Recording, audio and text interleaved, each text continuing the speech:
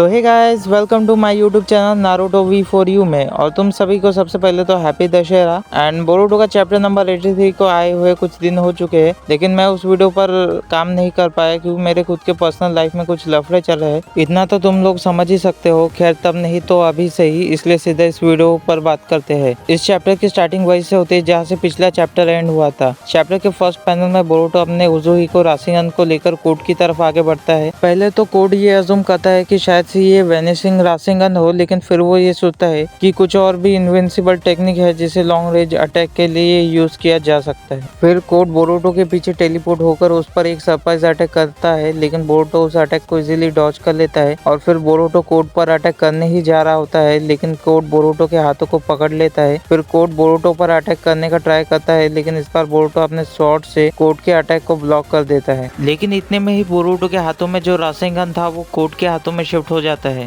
Court Boruto से कहता है, लगता है तुम्हें अपने टेक्निक पर कुछ ज्यादा ही कॉन्फिडेंस है, लेकिन ये कितनी बुरी बात है कि तुम इससे मुझे एक हिट तक नहीं कर सके बोरुतो। बोरुतो कोर्ट से कहता है, मैं तुम्हें फिर से एक बार बता रहा हूँ कोर्ट, ये मेरी तरफ से तुम्हारे लिए लास्ट वार्निंग है। मुझे वहाँ ले चलो जहाँ तुमने टेंटेल्स को रखा है, वरना यही मरो। कोर्ट कहता है, बोरुतो तुम मुझे हंसाने की कोशिश मत करो। और इसी के साथ कोर्ट बोरुतो पर मल्टीपल टाइम्स अटैक करने की कोशिश करता है, लेकिन उनमें से एक भी अटैक बोरुतो को हिट नहीं कर पाता। कोर्ट फ्रस्ट्रेट होकर बोरुतो से कहता है, क्या तुम बार बार डॉज करना बंद करोगे? फिर कोर्ट बोरुतो को देखकर रियलाइज करता है कि वो उन अटैक्स को डॉज नहीं कर रहा था और ना ही ये किसी तरह का गेंजुत्सु या फिर क्लोन लगता है। इतने में ही बोरुतो कोर्ट के सामने अपेयर होता है और उसे एक ही अटैक में आसमान के सैर करा देता है। और इस फाइट को आइडा अपने सेनरिगान से घर में बैठकर आराम से देख रही होती है और कहती है, इट्स ओवर। इसमें डिफरेंट क्या है? ये तो काफी सिंपल टेक्निक है जैसा कि मैंने सोचा था। लेकिन डायमंड कहता है, बोरुतो की इस टेक्निक से ग्राउंड मूव कर रहा था और ग्राउंड से मेरा मतलब प्लैनेट से है। डायमंड आगे ये बताता है कि बोरुतो की ये टेक्निक प्लैनेट रोटेशन का यूज करती है,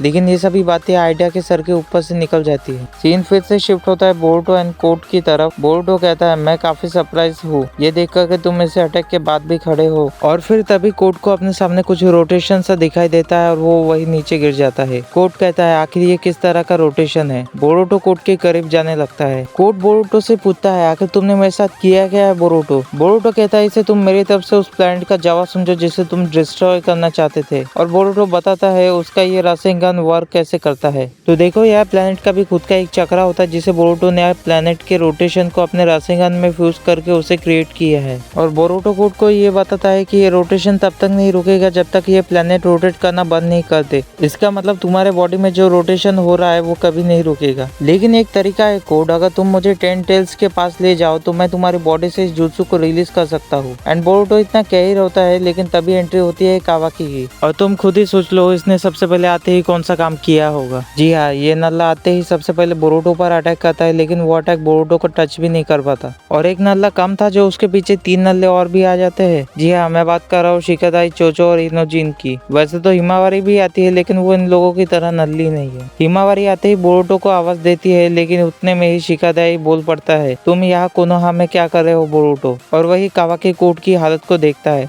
उतने में ही बोरुतो कहता है, कोड और मैं यहाँ नेगोशिएट कर रहे हैं, क्या तुम सब हमें डिस्टर्ब करना बंद करोगे? तभी कोड वहाँ से भागने की कोशिश करता है, लेकिन कावाकी उसे भागने नहीं देता। शिकामारू कावाकी से सिचुएशन की रिपोर्ट मांगता है। कावाकी कहता है, कोड काफी थका हुआ है और शायद हम उसे यही मार भी सकते हैं। शिकामारू कावाकी से कहता है, यही सबसे सही मौका है, ध्यान रहे इस बार वो बचने न पाए। बोरुतो कावाकी से कहता है, कोड को उंगली करना बंद करो और उससे दूर हट जाओ। कावाकी रिप्लाई देते हुए कहता है, तुम मुझे ऑर्डर देने वाले होते कौन हो? और अब जब तुम यहाँ कोनोहा में आ ही गए हो तो मरने के लिए तैयार हो जाओ बोरुतो। लेकिन इतने में ही कोर्ट की बॉडी से क्लॉग्रिम बाहर निकलता है और वो कावाकी पर अटैक करता है। लेकिन इससे पहले कि वो क्लॉग्रिम कावाकी पर अटैक करता, कावाकी उस क्लॉग्रिम पर अटैक कर देता है, लेकिन उतने में ही कोर्ट वहां से भाग जाता है। और अब कावाकी के पास अपना सर पटकने के अलावा और कोई ऑप्शन ही नहीं है। शिकामारू पूछता है, क्या हुआ? शिकादाई बताता है, कोड वहां से भाग गया। शिकामारू सभी को ऑर्डर देता है कि बाकी विलेजर्स की हेल्प करो, कोड को हम बाद में ठिकाने लगा देंगे। फिर कावाकी सभी से कहता है, तुम सभी यहाँ से चले जाओ, मैं खुद बोरुतो से अपना हिसाब किताब पूरा करना चाहता हूँ। और फिर सीन शिफ्ट होता है सारादा की तरफ। अगर तुमने बोरुतो का चैप्टर नंबर 82 देखा हो तो तुम्हें याद ही होगा, उस चैप्टर में एक क्लॉग्रिम एक जुनिन को पकड़कर ट्री में कन्वर्ट हो जाता है। सारादा बताती है जुनिन अभी भी जिंदा है क्योंकि जिस क्लॉग्रिम ने इसे काटा था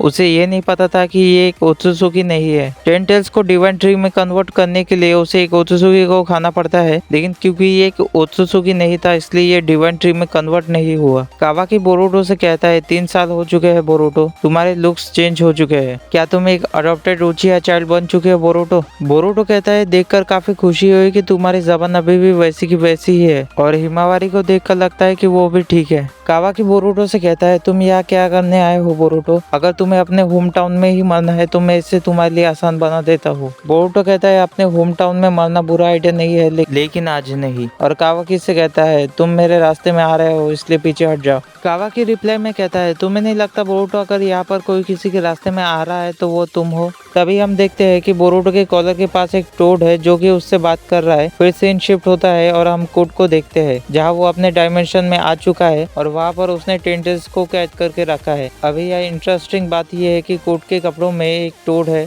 जिसे बोरुटो ने फाइट के टाइम उसके बॉडी में छुपा दिया था, और ये टेक्निक सिमिलर है काशिन कोजिन के टेक्निक से। यानी कि ऐसा हो सकता है कि बोरुटो ने सेज मोड की ट्रेनिंग ली है वो भी काशिन कोजिन से, और वो टोड बोरुटो के पास जो टोड है उसे इन्फॉर्मेशन देता है टेंटेल्स के बारे में। और यहाँ हमें टेंटेल्स देखने के लिए मिलता है जहाँ उसके बॉडी में कोड के क्लॉ मार्क्स भरे पड़े हैं, और इस चैप्टर का एंड वही हो जाता है। सो गाइस, अगर इस चैप्टर के बारे में मुझे अपना ओपिनियन देना हो तो टू बी ऑनेस्ट मैं यही कहूंगा ये चैप्टर पिछले चैप्टर से तो बेटर था, लेकिन अगर ऐसे ही चैप्टर्स डालने हैं तो मैं किशिमोटो सेंसेई से रिक्वेस्ट करना चाहूंगा कि इस चैप्टर को मंथली बेसिस पर नहीं बल्कि वीकली बेसिस पर पब्लिश करना चाहिए, या फिर कम से कम 1 महीने में 2 चैप्टर्स तो भी अपलोड करने ही चाहिए, क्योंकि इन चैप्टर्स में स्टोरी के नाम पर ज्यादा कुछ नहीं है। लेकिन ये बस मेरा एक ओपिनियन है, इस बारे में तुम्हारा क्या कहना है कमेंट्स में बताओ। वीडियो पसंद हो तो लाइक एंड शेयर कर देना और चैनल को सब्सक्राइब करना मत भूलना।